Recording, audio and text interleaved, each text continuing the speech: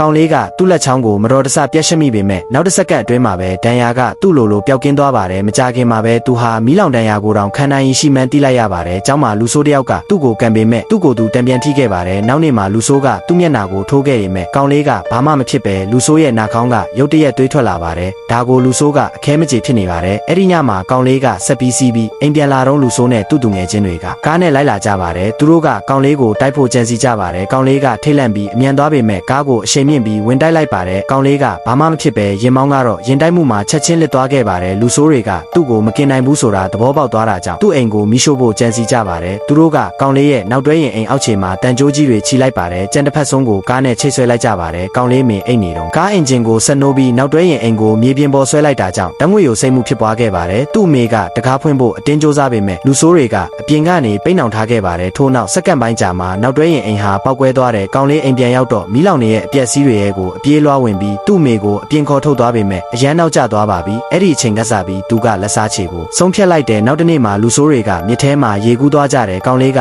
သူတို့နောက်ကိုတိတ်တိတ်လေးလိုက်လာခဲ့ပါတယ်ထို့နောက်လူဆိုးတယောက်ရဲ့ရှက်အင်ဂျီကိုဆွဲယူပြီးသူ့လယ်ပင်မှာတင်းတင်းကြပ်ကြပ်ပတ်လိုက်တဲ့ရုတ်တရက်မြစ်ထဲကလူဆိုးကအသက်ရှူမဝတလို့ခံစားလိုက်ရတယ်ပြီးတော့ရေအောက်ကိုဖြည်းဖြည်းချင်းနှိမ့်မြုပ်သွားတယ်သူ့သူငယ်ချင်းတွေကသူ့ကိုကယ်တင်ဖို့အမြန်ခုန်ဆင်းသွားပေမဲ့ကုန်းပေါ်ရောက်တဲ့အချိန်မှာတော့ထိုသူဟာအသက်ရှူရသွားပါပြီဒါပေမဲ့ကောင်လေးရဲ့လက်စားချေမှုကမပြီးဆုံးသေးပါ